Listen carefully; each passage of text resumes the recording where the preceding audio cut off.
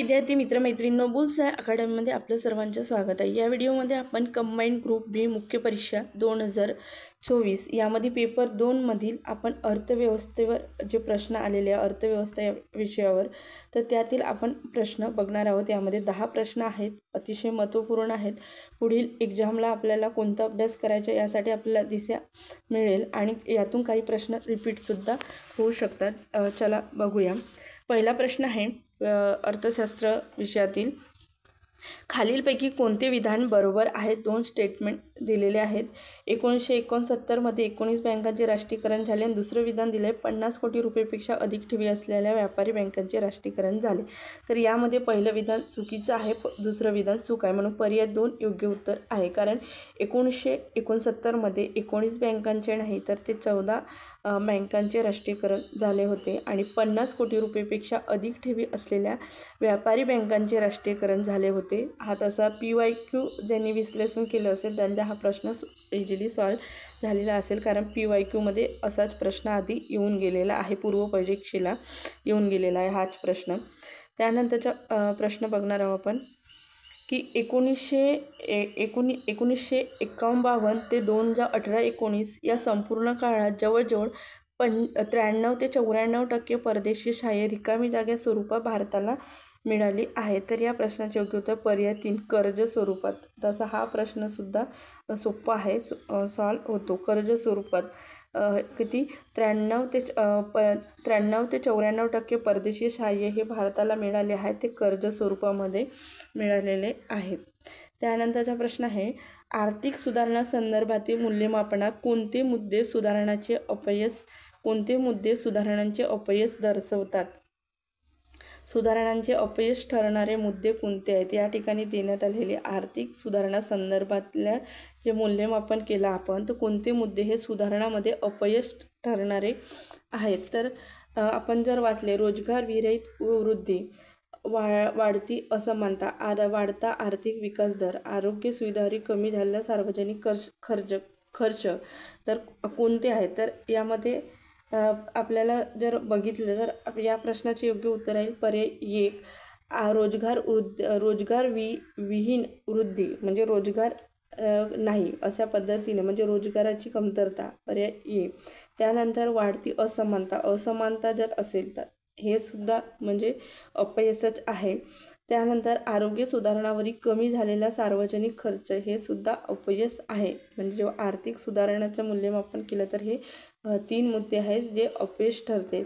वाढता आर्थिक विकास दर, तर हे नाही, वाढता आर्थिक विकास दर हे सकारात्मक आहे, पॉझिटिव्ह आहे, त्यामुळे ते येणार नाही। तर अ, ब आणि ड याचे उत्तर म्हणून पर्याय 1 उत्तर आहे। आर्थिक सुधारणा संदर्भात मूल्यमापन करताना कोणते सुधारणांचे अपयश ठरतात, कोणते मुद्दे सुधारणांचे अपयश ठरतात, तर हे।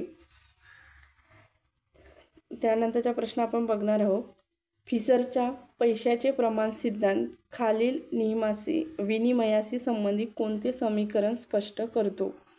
तर जो फिशरचा पैशाचे प्रमाण सिद्धांत आहे ते विनिमयाशी संबंधित कोणते समीकरण स्पष्ट करतो, असा हा प्रश्न आहे। तर या प्रश्नाचे योग्य उत्तर आहे पर्याय 1 MV बरोबर PT हे समीकरण आहे, पर्याय 1 उत्तर येते।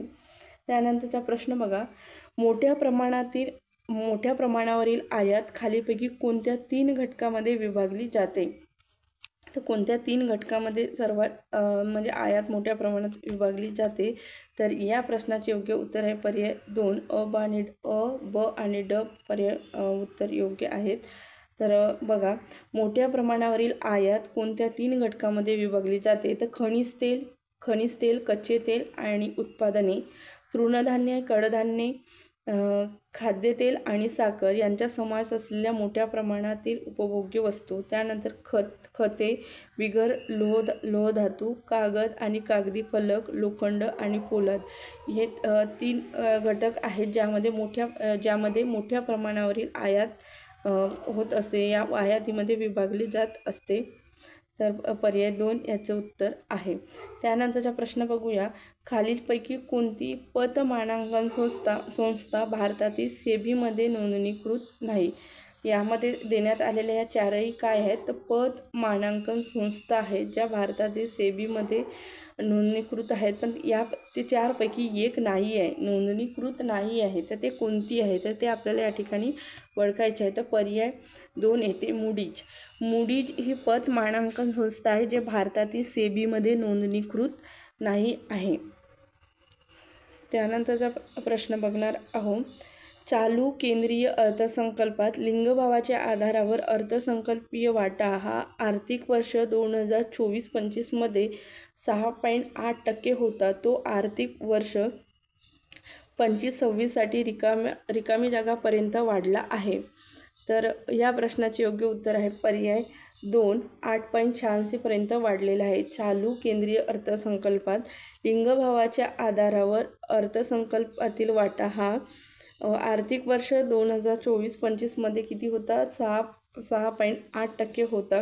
तर आर्थिक वर्ष 25-26 साठी हा 8.86 पर्यंत वाढला आहे. त्यानंतरचा प्रश्न बघा. वित्तीय आयोग आणि त्याचे अध्यक्ष हे जोड्या लावायला प्रश्न विचारलेला आहे. 13व्या वित्त आयोगाचे अध्यक्ष कोण होते? 14वा, 15 आणि 16वा असे दिलेले आहे. तर या प्रश्नाचे योग्य उत्तर आहे पर्याय 2. 13व्या वित्त आयोगाचे अध्यक्ष होते विजय केळकर. 14व्या वित्त आयोगाचे अध्यक्ष होते वाय.व्ही. रेड्डी आणि 15व्या वित्त आयोगाचे अध्यक्ष होते एन.के. सिंग आणि 16व्या वित्त आयोगाचे अध्यक्ष अरविंद पनगडिया हे आहेत. 16व्या वित्त आयोगाचे आता करंटमध्ये 16वा वित्त आयोग सुरू आहे. तर चांगला प्रश्न होता. तसा आधी पण प्रश्न हा असा येऊन गेलेला आहे, त्यामुळे PYQ ज्यांनी सॉल्व केलं त्यांचा हा प्रश्न सुटला असेल इझिली. त्यानंतरचा प्रश्न बघूया. खालीलपैकी कोणता किंवा कोणते देश एशियनचा सदस्य नाही? एशियन जी संघटना आहे एशियन त्या संघटनेचे सदस्य नाही असे हे कोणते देश आहेत असा हा प्रश्न आहे. तर या प्रश्नाचे योग्य उत्तर आहे पर्याय 4 ड म्हणजे भारत हा एशियनचा सदस्य नाही. ड उत्तर आहे. एशियनचा भारत सदस्य नाही, लक्षात ठेवायचं. त्यानंतरचा प्रश्न आहे. नीती आयोग पुरस्कृत स्पर्धात्मक संघराज्यामध्ये कोणत्या बाबीचा समावेश होत नाही?